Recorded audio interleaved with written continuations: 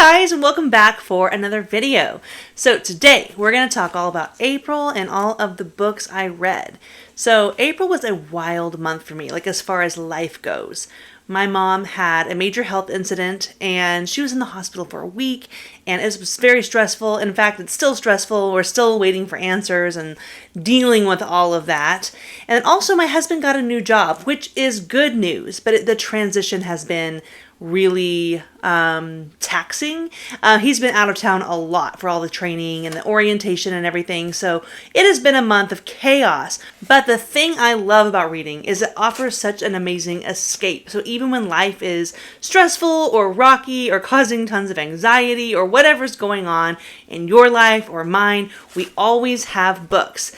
And I think the good Lord knew what I needed, because April was phenomenal as far as reading goes, and I can't wait to tell you all about it.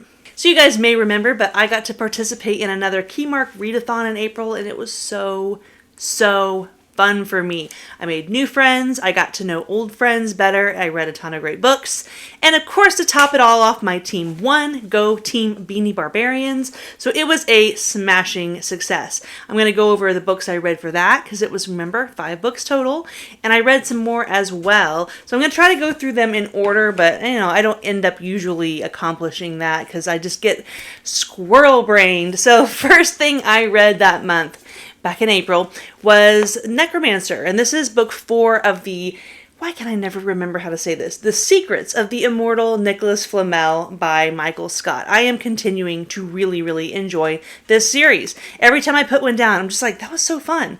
These are really good. I wish more people would read these. They are middle grade, so I know that kind of scares some people away because they don't want to read books about kids. And there are kids in this book, but there are lots of things that adult fantasy readers would like too. So if the premise of this is interesting to you at all, I've talked about it before, but hit me up in the comments if you want to know more about it. If it sounds interesting to you, definitely check it out because it's really good. In April, I finally got out of the reread stage of my Red Rising journey this year and read Iron Gold for the first time, and it was awesome. Now, people are not lying. It definitely gets darker as the series goes on, but it only makes sense with the story for that to be the case. Our characters are older, time has passed, and more importantly, they are experiencing the consequences, the fallout of their actions in that first trilogy.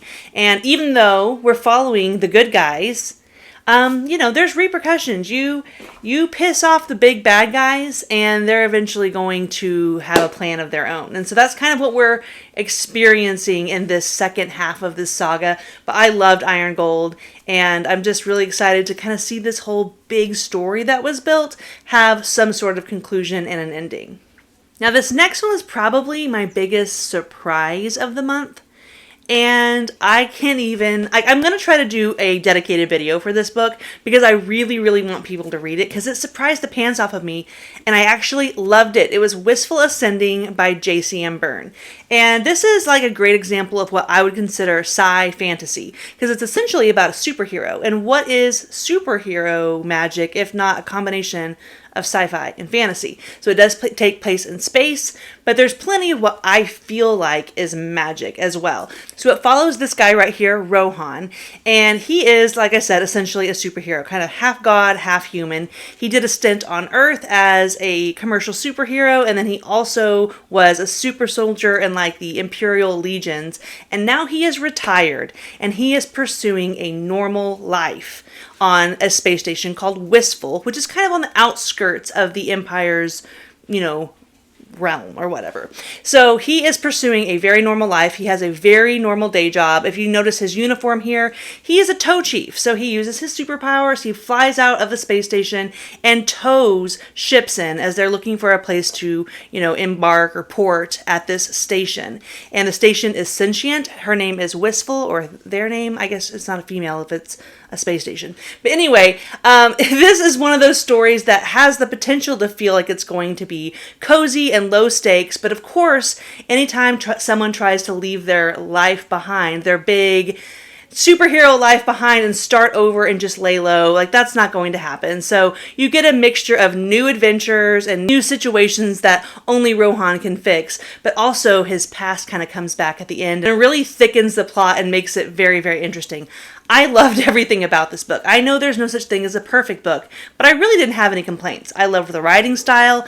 I loved the characters, the story, the pacing. Like, I really did like everything about it. There is even a little bit of a romance, but I thought it was done perfectly because so much of what makes me think that I'm not into romance in books is the fact that it isn't believable.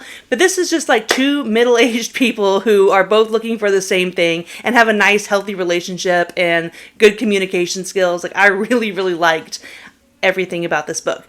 So please pick this up. You may have heard about it, you may not have heard about it, but now you have, and I'm recommending it. Also, the audiobook was really, really good. So check it out and let me know what you think of Wistful Ascending. Fever Dream by George R.R. Martin has been on my radar, on my TBR, I guess you could say, for a long time because I love George R.R. Martin. I love A Song of Ice and Fire, but I haven't actually read anything he's written outside of the A Song of Ice and Fire world. And I wasn't worried about it. Like, the man can write, the man can write. And this book was awesome to me. Like, I thought it was so good. It is, I don't want to say what it's about because if you don't know, I think it would be a good plot twist and surprise. So basically, there's this steamboat in like the 1850s and some paranormal, creepy stuff happens. And I just love the way George writes. I love the way his prose lands. I love the way he introduces characters and develops them. And it's honestly, quality-wise, it's just as good as what you expect from A Song of Ice and Fire. It's just a much smaller, more contained story. But I loved it. I had a great time with this. Next up was these two guys. I only intended to start Thrice. This is book 1 of Needle and Leaf by Andrew D. Meredith. I was going to read this one. It was already on the plans, but as soon as I finished it, I was like, yeah, I'm starting this one too. So I loved Thrice. This follows a man named Jove, and is not a son, but he is a little boy that he is his charge or his ward, his guardian. And I don't know, a trope, I don't know if you want to call it a trope, but a story setup that I always love is like a gruff, hard around the edges mentor guy that is a big softie for a little kid. The vibe of this is folksy, and it is cozy in a lot of ways, but it's not low stakes. Like, it has a really good story, has good action. It's big, but feels intimate and small, and I really dig this. The only quibbles or complaints I had about this book was when it was over, I was just like, I need more of that. Like, I felt like the story was too big for the page count, and I was left with some questions. I was like, okay, that's cool, but what about, well, yeah, that's what book 2 is for. So trust the process, get Thrice. It's very, I don't even know. It's like the magic feels like it's small because it's so well integrated into the world, but really it's very prevalent in the story. It's very interesting magic. The whole thing just felt unique. Like, I can't think of anything I would compare these to, but I know that I want to keep going, and I know that a lot of you guys would really love it too. Stay tuned because I am going to do a dedicated review for these, and I'm going to also do a giveaway. So stay tuned and please check these out. Also, the author, Andrew D. Meredith, does the narration, and they're so good. Like, it was good in Thrice, and then I had the opportunity to speak with him, and he said, if you liked it in Thrice, I think it's going to get better. And he wasn't wrong. Like, he really adds in the extra stuff, high production value, really, really good audio. I read a couple books on my Kindle. I read Phased by Victoria Tekken. And Victoria Tekken is not only a talented author that you should check out, but she's also Tori from Tori Talks, who is my captain in the readathon, and she is a dear friend of mine. So I picked this up, obviously, to be supportive, but also because her book sounded interesting to me. I have been trying to read more, like I said, middle grade, YA, things that still have good stories, still have characters I care about. I still want to read. Reading level wise are a little bit lower investment. And let me tell you, Tori nailed it with this one. It is paranormal YA, and it is about sisters who are werewolves and going through a human assimilation program. And it was so fun, you guys. Not just fun, it was good. I liked the characters. I was immediately attached to them, drawn in. I felt like they were people I knew, and I got very, very defensive when they weren't always treated right. So I loved the story, and it kept thinking, I kept thinking the whole time that I knew where it was going, and then she would throw something in that I was like, I did not see that coming. I love when I have a plot twist delivered to me like that, where in hindsight, I'm like, no, all the clues were there. She did her job. because I was shook. So really fun YA. If you like that kind of genre, definitely check it out. I've already recommended it to a couple of different people. And more than anything, I'm just glad that I got a sampling of Tori's writing because she's currently working on her adult fantasy epic. And I am so excited for that now because let me tell you, the girl can write, she knows what she's doing, and the whole thing was a great experience. I also read book 1 of Bound and Broken. I think that's what it's called. And book 1 is called Of Blood and Fire. And if I'm being honest, that is my biggest complaint so far about the series, is that I think the titles are a little generic to the point that I'm like, they're a little bit interchangeable. But that's about my only complaint. I had so much fun with this book. It is the very definition, I think, of classic fantasy with a modern twist.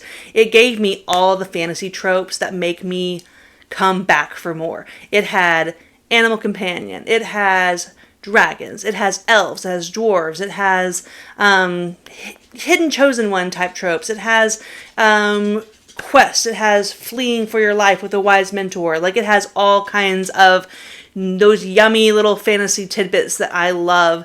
But it never felt, to me, it never felt generic or recycled. Like, I really, really liked this book 1, and I'm planning on reading book 2 this month.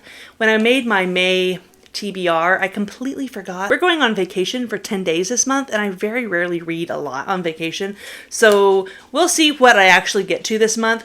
But take this. I was hooked, and I gotta come back for more. Really, really liked that. So if you're looking for some classic fantasy, like, that's been me lately. I've been reading a lot of fantasy, but I was like, I really want to get back to stuff that feels like what made me fall in love with fantasy in the first place. And I think this is a great one. And my last couple reads for the month, and also my last reads for the readathon, were these Guy Gavriel Kay books. It is a duology, and it is called The Cerantium Mosaic. No, it's called the Cerantium Mosaic. This book is called Sailing to Cerantium. It is book 1, and this is The Lord of Emperors, and it is book 2. And my recommendation, if you want to read this, please read them together as one book, because I don't think you would do yourselves any favor with the overall experience by splitting them up with a lot of distance in between. But these books are a masterpiece. Like, I am so happy that I finally got around to trying some Guy Gavriel Kay, because now I gotta read more. My experience kind of went like this.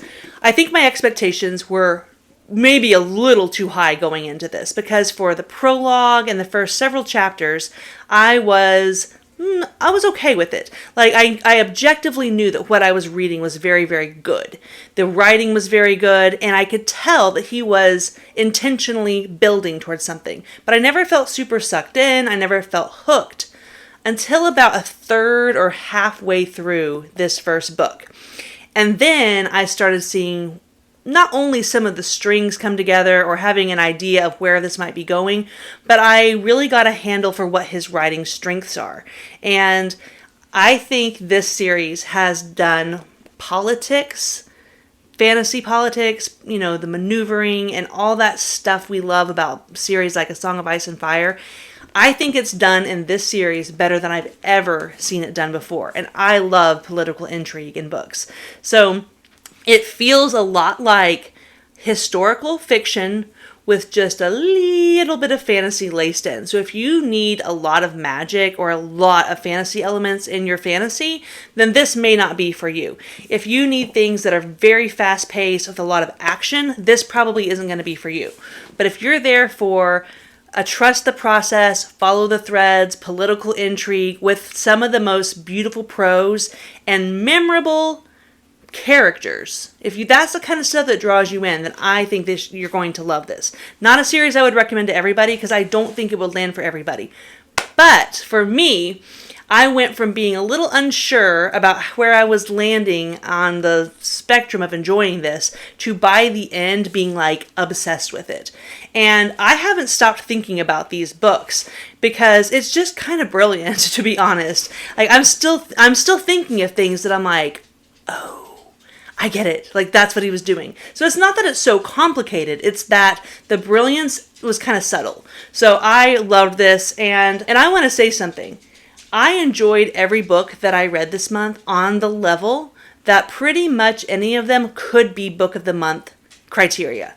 Like, When I say I love Needle and Leaf and the Thrice and Fourscored, I loved them. Like, those could end up on my books of the year. Wistful Ascending,